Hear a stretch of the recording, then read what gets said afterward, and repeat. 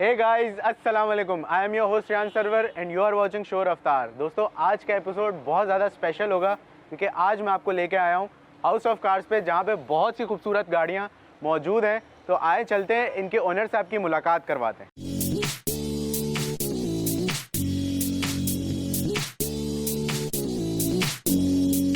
जी दोस्तों, तो आज हम मौजूद हैं हाउस ऑफ कार्स में।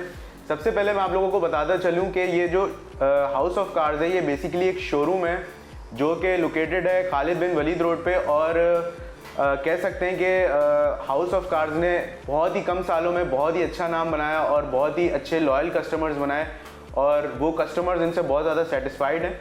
तो आज उनके ओनर हमारे साथ मौजूद हैं, वाहद साहब। वाहद साहब, कैसे हैं आप? अल्हम्दुलिल्लाह, आप कैसे हैं? ठीक है, अल्लाह का शुक्र है। तो वाहद साहब, बेसिकली आजकल जो आज के दौर में गाड़ी खरीदना एक बहुत ही मुश्किल काम हो गया है। लोग जो है उनके पास इतनी वैरायटीज़ आ गई हैं, इतने ऑप्शंस आ गए हैं कि वो पहले तो कंफ्यूज हो जाते हैं कि उन्होंने एक प्राइस ब्रैकेट में परचेज़ क्या करना है, और बहुत ही जल्दी प्राइस ब्रैकेट जो है वो वेरी कर जाता है, वो स्विच कर जाता है। गाड़ी की प्राइसेस बहुत जल्दी चेंज हो जाती हैं।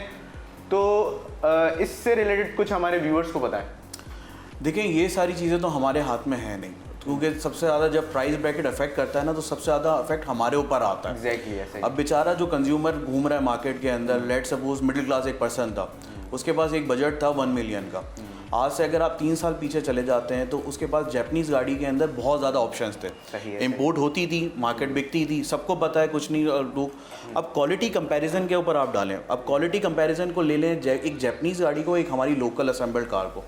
लोकल असेंबल्ड कार को, जबकि हमारा जो इंडस है, जो इंडस हमारे पास टोयोटा आ रही है, वही गाड़ी हमारे पास, लेट सपोज आप, इतना वेरिएशन का फ़र्क है कि एक गाड़ी लॉन्च होती है 2014 के अंदर थाईलैंड के अंदर, और हम फॉलो करते हैं वो थाईलैंड वाला ही यूनिट हमें 0 मीटर मिलता है। वहाँ पे लॉन्च हो जाती है 2014 के अंदर एक पुश स्टार्ट टोयोटा करोला की बात जिक्र कर रहा हूँ, ग्रैंडी का।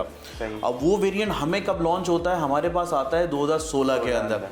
अब वो 16 के अंदर जब यहाँ लॉन्च होता है तो 4 लाख 4.5 लाख रुपए और बढ़ जाते हैं। अब आप मुझे बताएं कि प्राइस वेरिएंट के अंदर पहले आप खरीद लेते थे, आपके काबू में आती थी सिटी, आप एक बंदा जाता था, एक 13-14 लाख रुपए खर्च करता था और एक सेडान खरीद लेता था। ऐसा ही है।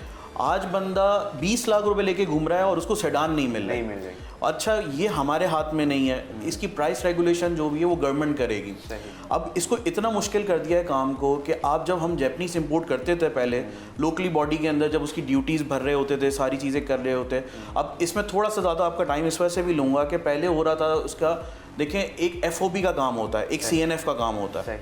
अब ये हमें रजिस्टर्ड होने नहीं देते। क्यों रजिस्टर्ड नहीं होते? अगर हम itself registered as a company हम रजिस्टर्ड हो जाते हैं, एक सेल्फ एंटिटी, तो ये थर्ड पार्टी जो पासपोर्ट गिफ्ट स्कीम के तौर पे जो ये गाड़ियाँ आती हैं, ये एक्सक्लूड हो जाएंगी। सही। जब ये एक्सक्लूड हो जाएंगी तो आप ये देखें कि आपके तकरीबन इस वक्त पासपोर्ट के सबको पता है यहाँ पे चार्जेस क्या होते हैं, क्या नहीं होते, वो तकरीबन 2 लाख 3 लाख 4 लाख रुपए खर्चा है। अगर 3 लाख 4 लाख रुपए कॉस्ट उड़ जाए तो हमें प्राइस कहाँ आ जाएगी? तो तकरीबन आप समझें कि अगर हमें, और फिर हम 1 सेकेंड में एक और चीज़ ये बात कहूँगा, गिफ्ट स्कीम के अंदर तो ओवरसीज़ पाकिस्तानी पे ऑफ करते हैं, ऐसा ही है। ठीक है ना, ना वो इनकम टैक्स में शो कर रहे हैं, वो सारी से भी पार से पैसे भेज देते हैं। हाँ, हमें जब वो बोलते हैं कि जी आप रिटर्न फाइल करो, अपने नाम पे एक BL मंगाओ, let suppose house of cars के नाम पे मैं मंगाता हूँ या XYZ कंपनी के नाम पे मंगाता हूँ, एट द ईयर एंड तो मैं रिटर्न फाइल भी खुशी खुशी करूँगा। ऐसा ही है। और हमारे यहाँ देखें, इस काम को इतना बढ़ाया गया है कि एक बच्चा जो घर में बैठा हुआ, जिसने ना पढ़ाई करी हुई हो, ना उसके पास किसी चीज़ की इंफॉर्मेशन हो, ना नॉलेज हो, वो जस्ट एक कंप्यूटर पे बैठता है और काम शुरू कर सकता है। वो उसके लिए कोई इतना मुश्किल नहीं है। अगर हमारे कस्टम की जो पॉलिसीज़ हैं, इंपोर्ट पॉलिसीज़, उसके हक़ में बना दी जाए, तो मैं समझता हूँ कि एक 10 लाख रुपए किसी के पास हों और वो सगे दिल से काम करना चाहे, तो मेरी प्रेडिक्शन है कि वो 3 से 4 मिलियन आराम से अपनी वो कैपिटल को बढ़ा सकता है। अच्छा वाहद भाई, जैसे कि आपने बताया कि अगर इंपोर्ट क्राइटेरिया सही कर दें हमारी गवर्नमेंट, तो जो इंपोर्ट करने वाले लोग हैं वो भी इजीली इंपोर्ट कर लें और नॉर्मली कोई भी बंदा इंपोर्ट कर ले, तो इससे आपको इफेक्ट नहीं होगा कि आपने इतना बड़ी इन्वेस्टमेंट की हुई है और आप इतना बड़ा एक शोरूम चला रहे हैं और उसमें आपने मिलियंस ऑफ मिलियंस की इन्वेस्टमेंट की हुई है, तो आपके पास माशाल्लाह टीम भी, आपने उनको भी लुक आफ्टर करना है, तो इससे कहीं आपको इफेक्ट तो नहीं होगा? नहीं, उससे मुझे इफेक्ट नहीं होगा, ये तो मेरे लिए बूम आ जाएगा। अच्छा। वो मैं आपको इस तरीके से बता देता हूँ कि एक मैंने जैसे 1 मिलियन की आपको बात करी, 1 मिलियन हर सबके पास नहीं मौजूद। सही। ठीक है, हर बंदे के अंदर सकत नहीं है गाड़ी मंगाने की। देखिए, या फिर आप इस तरह कर लें कि greater the risk will be the greater the gain. ऐसा ही है। अब हम जो गाड़ी इंपोर्ट करते हैं कि वो हम देखते हैं कि स्क्रीन के ऊपर एक कागज़ ऑक्शन रिपोर्ट कहलाती है, जिसको वो जैपनीज उसको देते हैं कि 4.58 एज पर कंडीशन गाड़ी को ग्रेड मिलता है। अब वो ग्रेड देते हैं, वो हमारे पास तो देखा एज अ बिजनेसमैन तो मैं पैसा लगा सकता हूँ। अगर मैं बोलूँ जाए आप वाले साहब से 10 लाख रुपए ले लें और अपने घर के लिए गाड़ी मंगा लें, तो आप 150 दफ़ा सोचेंगे। ऐसा ही है। मैं इस चीज़ को इस तरीके से देखूंगा कि अगर मेरे पास 10 लाख या 20 लाख रुपए हो तो मैं वो सोच के भी नहीं मंगा सकता, क्योंकि मुझे उसका क्राइटेरिया नहीं पता। और इतना बड़ा रिस्क कि मैं गाड़ी मंगा लूँ और मुझे पता है कि 3 से 4 महीने के बाद हमारी इंपोर्ट क्राइटेरिया और गवर्नमेंट की कंडीशंस कैसी हैं, तो वो उसको वेरी करते हुए मैं कोई चीज़ इंपोर्ट नहीं कर सकता। अच्छा वहाज भाई, हाउस ऑफ कार्स में इस वक्त जो है इंपोर्टेड मटेरियल ज़्यादा है या लोकल पे ही इस वक्त आप लोग डीलिंग कर रहे हैं, क्योंकि इंपोर्ट क्राइटेरिया इस वक्त मुश्किल है? थोड़ा सा इसको एलेबोरेट करें। वेरी फर्स्ट जो हम सबसे पहले जो इसकी बुनियाद डली थी, वो डली थी सिर्फ और सिर्फ इंपोर्ट कार्स की। सही। उस वक्त हम कोई गाड़ी का काम नहीं करते थे, सिर्फ इंपोर्ट ही करते थे यहाँ पर। लेकिन इंपोर्ट वक्त ब वक्त जैसे सख्त होती गई, सख्त होने के साथ प्राइसेस ऊपर चली गई, डॉलर बिगड़ गया। जापान के अंदर पेमेंट जो होती है वो येन की पेमेंट होती है, उसकी जो BL की प्राइस बनती है, येन बिगड़ गया। बेसिकली आपकी जो फॉरेन करेंसी एक्सचेंज रेट है वो बदल गया। तो जब वो बदल गया, लेट सपोज आपको मैं थोड़ा सा एक मुआवजे के लिए एक चीज़ बता देता हूँ कि 2016 के अंदर जब हम मीरा एक गाड़ी 660 सीसी मंगाते थे व्हीकल, वो अराउंड कॉस्ट सब खर्चे मिलाकर हमारे शोरूम पर आती थी 12 लाख रुपए की। 11.5 लाख 12 लाख रुपए की। आज वही गाड़ी मैं इंपोर्ट करना चाह रहा हूँ, सारी स्पेक्स सेम है, तो 19 लाख से 20 लाख रुपए की तो मुझे घर पर आ रही है। सही। अब आप मुझे बताएं कि मैं 19 लाख की और 20 लाख की गाड़ी किस तरह मंगाऊं। अच्छा, उसको ही देखते हुए हमने वैरायटी रखी हुए, हमारे पास जो ऑप्शन है इस वक्त राइट नाउ 0 मीटर गाड़ियाँ मौजूद हैं लोगों की, जो हम बुक करा देते हैं, उनको डिलीवरी कर देते हैं। सेकेंडली हमारे पास यूज़ व्हीकल का पोर्शन ज़्यादा है, वो हमने एज पर जो क्लाइमेट जो रिक्वायरमेंट्स है उसको कंप्लीट करने के लिए। सही। अब नॉर्म्स हमारी कल इंपोर्ट पॉलिसी अच्छी हो जाती है तो हम definitely will go for the import. ऐसा ही है।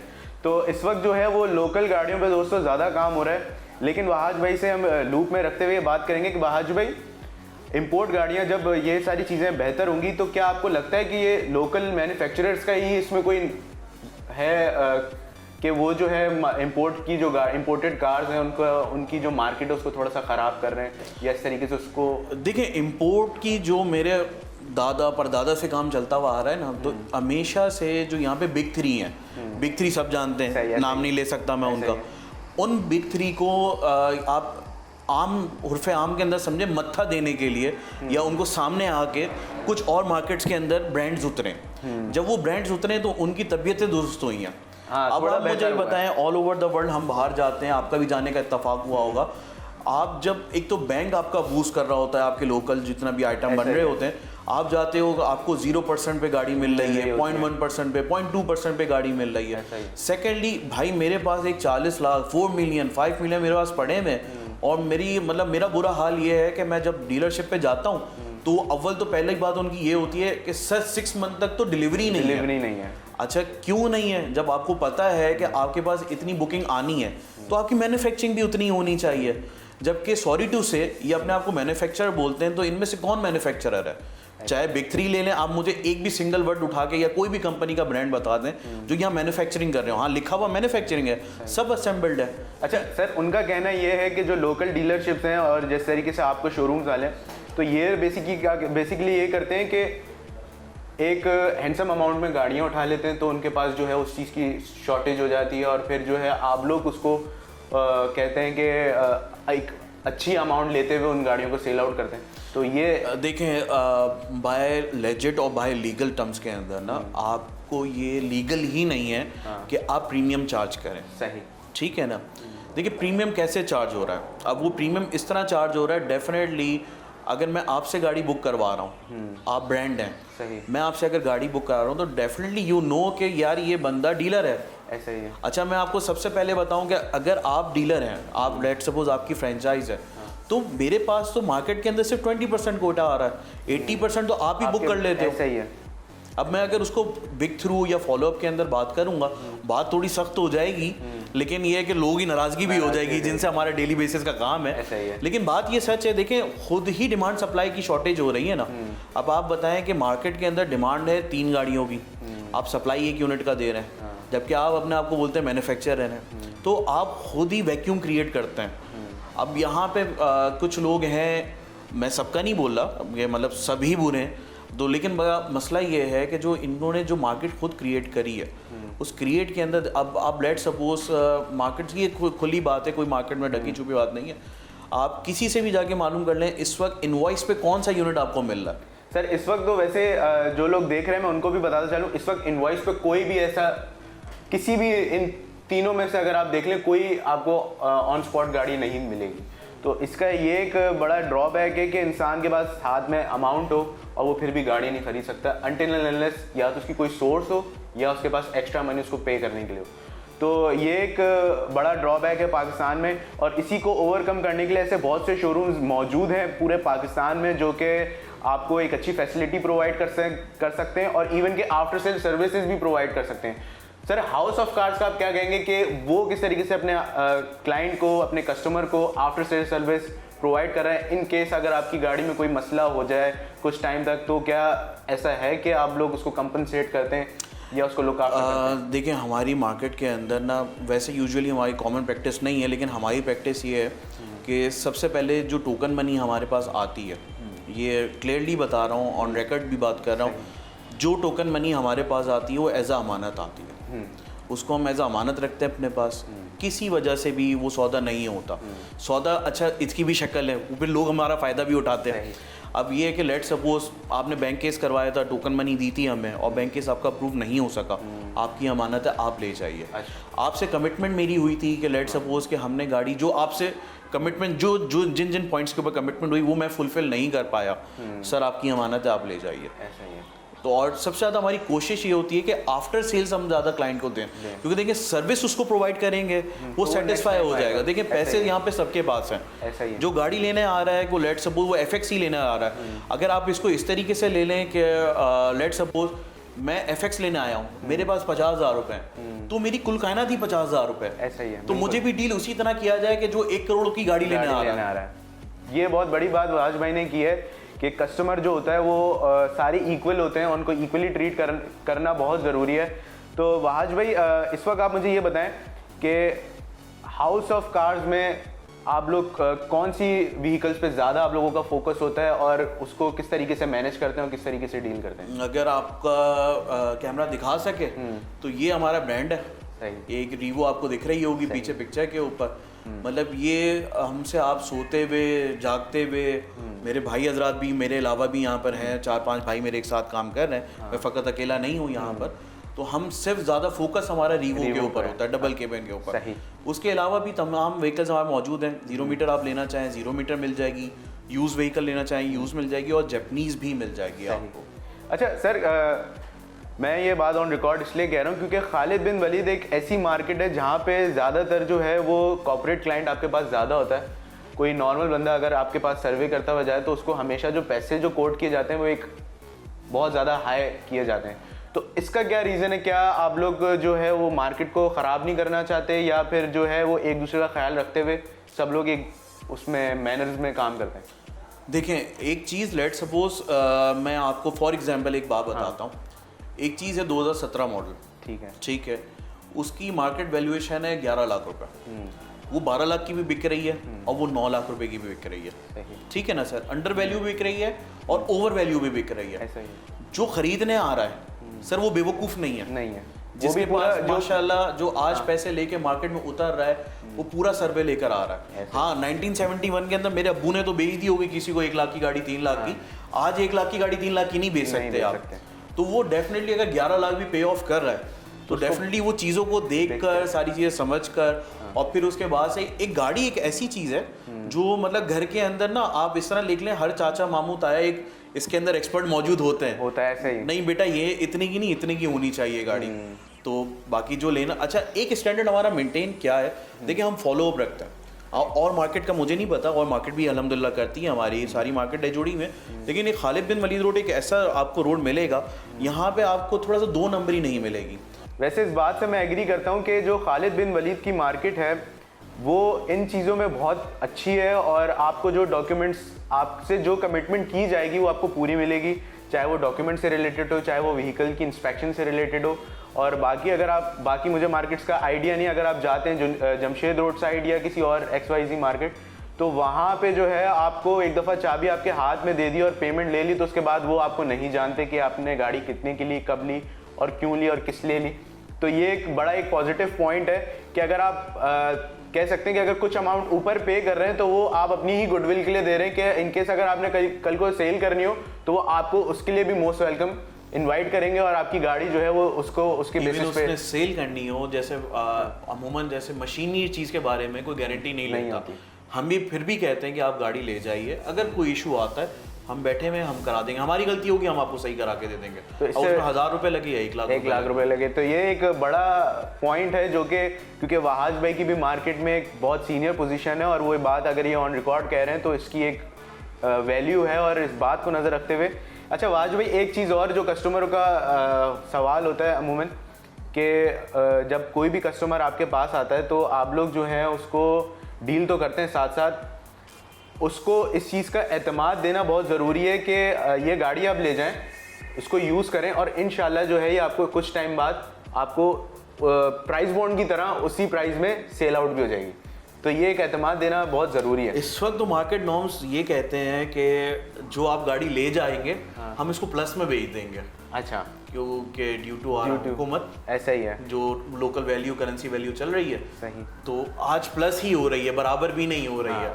तो मतलब ये है कि आप प्लस में ही गेन करेंगे, और ये एक इन्वेस्टमेंट पॉइंट ऑफ व्यू से भी अगर इस चीज़ को देखा जाए कि अगर आप अपने पास 3 से 4 गाड़ियां रखते हैं और उसको एक अच्छी कंडीशन में रखते हैं और ज़्यादा यूज़ नहीं करते, तो कुछ टाइम बाद वो आपको वाकई में उसको इन्वेस्टमेंट पॉइंट ऑफ व्यू से भी एक सर देखिए, इन्वेस्टमेंट पॉइंट ऑफ व्यू से देखो, जो कैपिटलिस्ट होता है वो अपनी अपॉर्चुनिटी खुद देखता है, ऐसा ही है। लेकिन ये जस्ट लाइक इस वक्त राइट नाउ, मैं बात का नहीं कह सकता, पीछे क्या हुआ नहीं बता सकता, जो करंट सिनेरियो ऐसा है, तो यहाँ पे तो हर 3 महीने के अंदर प्राइस तब्दील हो रही है। इतनी तो गोल्ड भी नहीं अपना तब्दील हो रहा जितना ये गाड़ी रेट तब्दील कर रही है। मतलब आप लेट सपोज आप हंसोगे इस बात के ऊपर, मीम्स भी चल रहे हैं फेसबुक वगैरह के ऊपर, एक 7,83,000 रुपए की 2007 की सिटी वो आज भी 12 लाख रुपए और 11.5 लाख रुपए की है। अच्छा। तो मतलब लोग डेप्रिशिएट करते हैं दुनिया के अंदर, स्क्रैप वैल्यू पे ले जाते हैं, हमारी यहाँ एप्रिशिएट हो रही है। अच्छा सर, इसमें कुछ टाइम पहले गवर्नमेंट ने भी एक रूल पास किया था कि अगर कोई भी बंदा अगर उस गाड़ी को इनवॉइस प्राइस से ज़्यादा बेचेगा तो उसके ऊपर कोई चार्जेस होंगे या सेल टैक्स होंगे, तो उसके बारे में अगर आपको नॉलेज है तो आप हमारे व्यूअर से शेयर करें। सर उस पॉलिसीज़ को तो अभी रोक ही दिया है, फर्दर तो वो लेके नहीं है, लेकिन वो आप उसको अमेंड कैसे करेंगे? सबसे पहली तो बात देखिए, यहाँ पे पॉलिसीज तो आ जाती हैं। अमेंडमेंट वो बेचारा ना मतलब जस्ट लाइक यहाँ पे जो भी पॉलिसी बनाता है, मैं नहीं जानता, उसको बेचारे को रात को ख्वाब आता है और वो सुबह बयान दे देता है पॉलिसी का। अब बेचारे जो मतलब इस फील्ड से जुड़े हुए हैं, चाहे वो चैम्बर के ही लोग हैं या जो इस फील्ड से काम, मतलब बात ये है कि गाड़ी का काम करने का फैसला वो कर रहा है जो फसल उगा रहा है, ऐसा ही है। तो मतलब कह तो दिया भाई SRO दे दो, करना क्या है, कैसे करना है, कैसे नहीं करना। इससे ये होता है कि एक मार्केट में हबड़-दबड़ मिल जाती है कि कौन सा रूल है, कब आ रहा है। मतलब जो खरीदने जा रहा है वो रुक जाता है कि मैं अभी शायद महंगी खरीद रहा हूँ, बाद में मेरी गाड़ी सस्ती हो जाए, तो वो उस चीज़ से भी परेशान हो जाता है। मुझे तो कहा बाज़ औक़ात ऐसी पॉलिसीज़ आई, कुछ साल पहले एक पॉलिसी निकली थी जी, आप इलेक्ट्रिक व्हीकल मंगा लीजिए और या फिर आप हाइब्रिड मंगा लीजिए बिलो 1300 cc, उस पर ड्यूटी सर एग्जाम्प्ट है।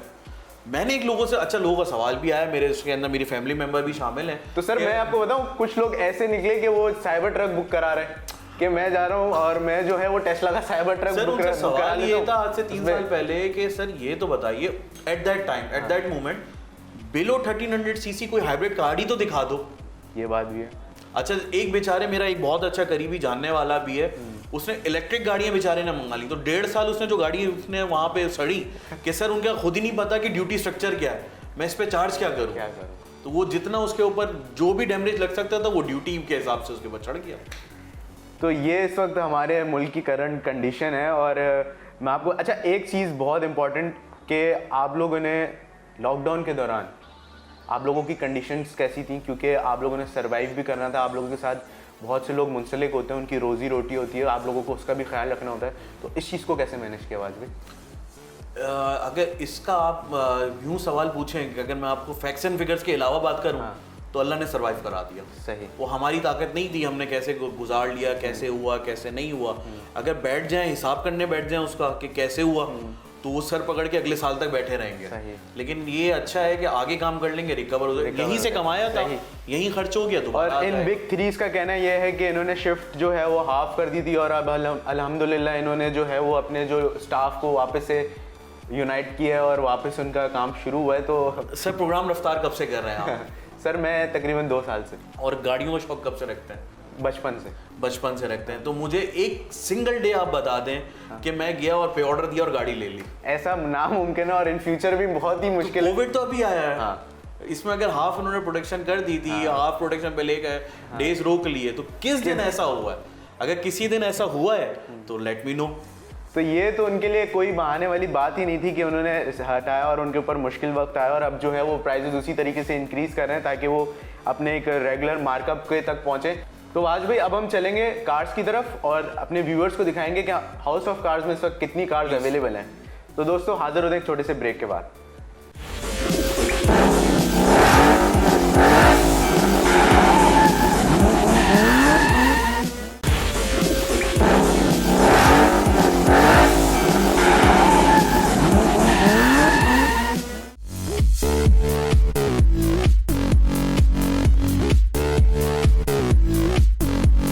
एहसन भाई मुझे ये बताएं कि इस वक्त हाउस ऑफ कार्स में किस किस किस्म की स्पोर्ट्स कार्स मौजूद हैं और आप लोग किस किस्म की स्पोर्ट्स कार्स मंगाते हैं और कितने लिमिटेड कस्टमर्स इसके मौजूद हैं? देखिए अभी तो रेहान स्पोर्ट्स कार की बहुत लिमिटेड कलेक्शन है।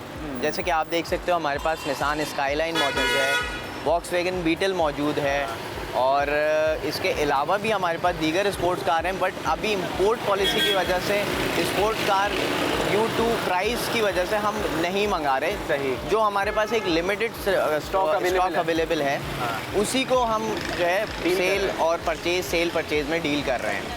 अच्छा सर, स्पोर्ट्स कार्स का जो कस्टमर आता है उसकी ज़्यादा डिमांड क्या होती है कि गाड़ी कन्वर्टेबल हो, 2 सीटर हो, इस टाइप की कुछ डिमांड? देखिए इसमें बहुत से मुख्तलिफ कस्टमर्स हैं। बहुत से अभी जो यंग जनरेशन है वो तो मांगते हैं कि हमें इंजन पावर के हिसाब से मैक्सिमम सीसी की तरफ वो लोग जाते हैं। ठीक है, जितनी ज़्यादा तेज़ गाड़ी जाएगी उतनी तेज़ गाड़ी चाहिए। और सेकेंडली कन्वर्टेबल पे जब आप आते हो तो कन्वर्टेबल में भी हमारे पास एक सिलेक्टेड जो है वेरिएंट्स हैं। जैसे जस्ट लाइक डायहाट्सो कूपन है, SLK है जो कन्वर्टेबल में है। उसके अंदर हमें स्पोर्ट्स के अंदर हम अगर बात करते हैं तो यंगस्टर जो हैं वो ज़्यादातर मैक्सिमम सीसी को काउंट करते हैं कि 3000, 3500, 4000, 2500 मिनिमम हमारी स्पोर्ट्स कार जो शुरुआती होती है वो ऑलमोस्ट एक नॉर्मल जो स्पोर्ट्स कार है वो 2000 से स्टार्टअप लेती है। कन्वर्टेबल पे आप आते हो तो कन्वर्टेबल के अंदर 660 सीसी भी है। फिर आप मर्सिडीज़ SLK पे आते हो तो वो 2000 सीसी है, 1.8 भी है, उसमें डिफरेंट कैटेगरीज हैं। अब स्काईलाइन है हमारे पास, जैसे कि आप हमारे अकब में देख सकते हैं। सर ये गाड़ी एक अपने टाइम की बहुत ही यूनिक गाड़ी है और इसका एक अपना एक चार्म है, और ये वाहिद एक कह सकते हैं स्पोर्ट्स कार है जिसमें आप इजीली 2 लोग अपने साथ और कैरी कर सकते हैं। तो ये एक फैमिली स्पोर्ट्स कार आप कह सकते हैं कि एक तरीके से, बिल्कुल, और एट द सेम टाइम ये मैक्सिमम पोटेंशियल भी शो करती है। तो ये किसी भी चीज़ से कम नहीं है। तो आप क्या समझते हैं कि ये इस गाड़ी का होना, और क्योंकि हर किसी के पास इस मार्केट में अवेलेबल नहीं है, बिल्कुल। तो इस वक्त जो आपके पास है, तो आप क्या समझते हैं कि इसकी क्या खास बात है, और इसका कस्टमर जो है वो लिमिटेड है लेकिन अपनी बिल्कुल मिलेगा इसका? इसी बात पे मैं आने वाला हूँ कि इस गाड़ी को समझने वाले यहाँ पे 100 में से 2 या 3 है। ठीक है, अब इसकी अगर स्पेक्स पे हम बात करते हैं तो इसकी स्पेक्स 3500 सीसी है ये।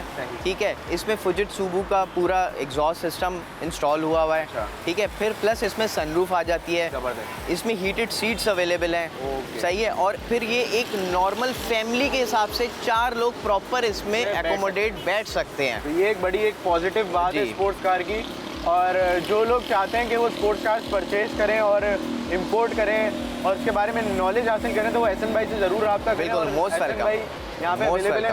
अच्छा एहसन भाई, आप लोग सिर्फ गाड़ियों को बाहर से क्लीन रखते हैं, इनके इंटीरियर, इनका इंजन रूम, वो सारी चीज़ें नीट एंड क्लीन होती हैं? नहीं, इसका इंटीरियर से लेके इंजन रूम हो गया, इसके टायर्स हो गए, अंदर बेसिकली हम उसको डिटेलिंग ऐसे में काउंट करते हैं, तो वो डिटेलिंग के अंदर सारे आपकी सारी चीज़ें आ जाती हैं। इंजन रूम भी आ जाता है, आपका इंटीरियर आ जाता है, एक्सटीरियर आ जाता है, रिम्स आ जाते हैं, ट्रंक आ जाता है, सारी चीज़ें इसके अंदर इंक्लूडेड होते हैं, जो कि हम अपने कस्टमर को फ्री ऑफ कॉस्ट ये करके देते हैं, ताकि जब वो घर लेके जाए गाड़ी तो उसको किसी भी चीज़ की ज़रूरत ना पड़े, वो बिल्कुल एग्जैक्टली स्टार्ट करे, अपनी लोकेशन पे जाए और उस पर इसको एंजॉय करे। बिल्कुल, जैसे कि शोरूम कंडीशन में गाड़ी आती है वैसे ही आप उसको रेडी करके देते हैं। बिल्कुल हम रेडी। सर बीटल के बारे में बताएं, इसका कलर बहुत यूनिक है, लोगों को बहुत पसंद आ रहा होगा इसका कलर। आप बीटल, ये टोमेटो रेड कलर है, ठीक है, और ये अपना टाइम की एक मशहूर ज़माना गाड़ी है जिसको हम बचपन में फॉक्सी के नाम से भी जानते थे। अभी भी बहुत से लोगों ने बड़ी अच्छी कंडीशन में रखी हुई है, बट ये उसका लेटेस्ट वेरिएंट, लेटेस्ट मॉडल है। अच्छा, मुझे ये बताएं कि बीटल जो है अब पहले भी लोग बहुत इंजॉय करते थे, लेकिन अब जो इसका न्यू वर्जन जो आप लोग के पास मौजूद है तो उसमें थोड़ा मॉडर्न मशीनरी होगी, थोड़ी ऑटोमेटिक होगी, एसी कंडीशन, एयर कंडीशन, ये सारी एग्जैक्टली। अब देखिए इसके अंदर रेहान मेन चीज़ वही आ जाती है कि हम एक पुरानी गाड़ी और एक नई गाड़ी को जब आप कंपेयर करते हैं तो ऑब्वियसली उसमें प्राइस डिफरेंस भी आती है, बट वही हमारे क्वालिटी और सारी चीज़ें। अब ये जर्मन मेड है, ठीक है, अब इसमें 2008 मॉडल है, ठीक है, और 2013 की रजिस्टर्ड है, बट इसको कंपैरेटिवली आजकल की जो रेगुलर गाड़ी हैं उससे अगर हम कंपेयर करते हैं तो ये ज़मीन आसमान का फ़र्क है। और बहुत ही एक यूनिक लुक है इस गाड़ी का हमेशा से, और कलर की वजह से तो और खूबसूरत लग रही है। अच्छा सर, स्पोर्ट्स कार को यंगर यूथ कितना एंजॉय करती है, और आप क्या समझते हैं कि जवान जो हैं वो कितना एक्साइटेड हो जाते हैं इन स्पोर्ट्स कार्स को देख के, और वो इस चीज़ को, इस गेम को आगे लेके जाना चाहते हैं, मोटर स्पोर्ट्स को प्रमोट करना चाहते हैं? देखें, यंगर साइड पे आप आते हो तो यंगर साइड में तो मेरा अपना बेटा है। अच्छा। और वो भी इस चीज़ को बहुत ज़्यादा प्रमोट कर रहा है। ये नहीं कि मैं उसका फादर एज अ जो है शोरूम ओनर हूँ, लेकिन बाय बर्थ से जब से लेके वो अभी तक वो उसने सिर्फ गाड़ियों का, वो बहुत शदीद कार इंथुजियास्ट है। और एहसन भाई ने मुझे बताया कि जब वो शोरूम आ रहे थे तो उनके जो बेटे हैं वो खुद ही गाड़ियों को साफ़ कर रहे थे और उनका ख्याल रख रहे थे, क्योंकि वो इस पॉजिटिव स्पोर्ट्स को प्रमोट करते हैं। और बहुत अच्छी बात है कि एहसन भाई आपने उनको इस गेम की तरफ लेके आए, क्योंकि बच्चे जो हैं वो ख़राब। देखो बात वहीं आ जाती है रेहान के, जो फ़ी ज़माना हालात चल रहे हैं, यंग जनरेशन हमारी बहुत गलत चीज़ों में पड़ जाती है, बहुत ड्रग्स एडिक्शन आ जाती हैं, बहुत सारी चीज़ें, मैं उसमें पढ़ना नहीं चाहता, बट शॉर्ट स्टोरी ये है कि हमारी जो यंग जनरेशन है अगर वो इस शौक में, इस मतलब मोटर स्पोर्ट्स में पार्टिसिपेट करें, जो कि हम अलग अलग फोरम्स पे इसको प्रमोट भी कर रहे हो, आप प्रमोट कर रहे हो माशाल्लाह। तो सर हम उनसे भी बात करते हैं, उनको भी बुलाते हैं और उनका भी जानते हैं कि वो इतनी छोटी एज में गाड़ियों के बारे में कितनी नॉलेज रखते हैं और वो कितना प्यार करते हैं।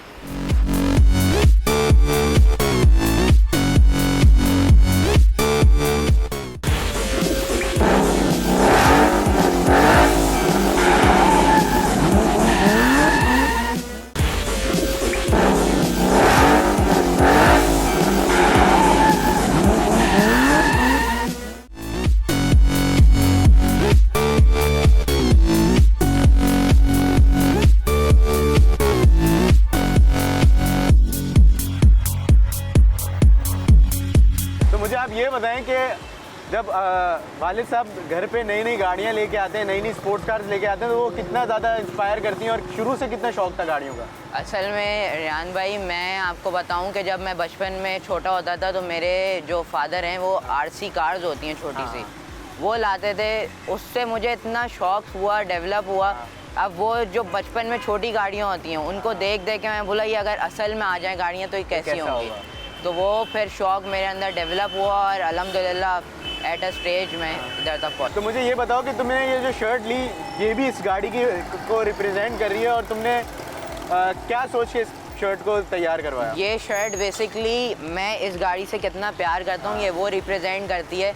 और मतलब मेरा इस गाड़ी से ये हाल है कि मतलब अगर मैं रोज़ इस गाड़ी को देखता हूँ, इस गाड़ी को मैं रोज़ ना देखूँ तो मेरी आंखों को सुकून नहीं मिलता। तो तुम जब यहाँ से आने से पहले तुम्हारे वालिद साहब बता रहे थे कि तुमने इसको बहुत अच्छे से साफ़ किया, इसका ख्याल रखा, तो वो ये रोज़ का रूटीन है या सिर्फ आज स्पेशली रिकॉर्डिंग के लिए? नहीं, मेरा मतलब इस गाड़ी पे जब कभी ये नहीं हुआ कि इस गाड़ी पे कपड़ा ना चढ़ाओ। मैं इतना ख्याल रखता हूँ कि कोई इसको हाथ ना लगाए, और मैं खुद साफ़ करता हूँ, मैं किसी को हाथ भी नहीं लगाने देता ये गाड़ी। तो जब नई नई स्पोर्ट्स कार आती है तो शोरूम आते हो रोज़ देखने के आज कौन सी गाड़ी आई है और स्पोर्ट्स कैटेगरी में कौन सी गाड़ी मौजूद है इस वक्त शोरूम में? वो तो मैं आपको बोलूँगा, आप कार एंथुजियास्ट हैं, मैं कार एंथुजियास्ट हूँ। कोई नई स्पोर्ट्स गाड़ी आती है वो हमारे लिए एक तरीके से हेवन है। हेवन है, सही है। तो मुझे ये बताओ कि अभी तुम्हारी एज चलाने की नहीं है, लेकिन जब तुम्हारा लाइसेंस बन जाएगा और तुम बड़े हो जाओगे तो कौन सी ऐसी ड्रीम स्पोर्ट्स कार है जो तुम्हारा शौक है कि मैं लूँगा और उसको अपने पास रखूँगा? मेरी ड्रीम स्पोर्ट्स कार तो JDM में ही है, और JDM लेजेंड तो आप सबको पता है, एक ही गाड़ी है, सुपरा। सुपरा अगर कोई भी JDM वाला बॉय फैन बॉय होगा वो यही बोलेगा कि मेरी फैन बेस्ड गाड़ी तो सुपरा है। तो तुम्हें मतलब तुम स्पोर्ट्स कार्स को सिर्फ चलाने के हद तक या देखने के हद तक पसंद करते हो या इनके बारे में पढ़ते भी हो, इनके बारे में नॉलेज भी रखते हो? नहीं, मुझे जैसे कि ये स्काईलाइन गाड़ी है, तकरीबन मुझे इसकी सब स्पेक्स पता है, मुझे इसकी पूरी नॉलेज है। मैं आपको इसका इतना डिफरेंस बता सकता हूँ कि इसके जो ट्रांसमिशन में क्या क्या फ़र्क है, क्या इसमें मॉडिफिकेशन हुई हुई हैं।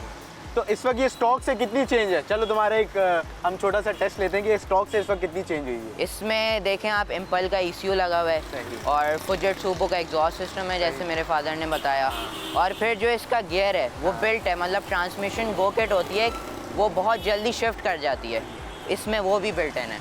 तो दोस्तों जैसे कि आप देख रहे हैं कि ये जो हमारी यंगर यूथ है ये पॉजिटिव एक्टिविटीज़ की तरफ जा रही है, मैक्सिमम नॉलेज रखते हैं किसी भी शौक से रिलेटेड और उसको प्रमोट करते हैं और सीखते हैं। और एहसन भाई का भी एक बहुत बड़ा कंट्रीब्यूशन है कि उन्होंने अपने बेटे को इस गेम की तरफ लेके आए और इस स्पोर्ट्स को प्रमोट किया। तो दोस्तों उम्मीद है एपिसोड आपको आज पसंद आया होगा। अगले हफ्ते एक नए एपिसोड के साथ हाजिर होते हैं, तब तक के लिए मुझे और मेरी टीम को दीजिए इजाज़त। खुदा हाफिज़।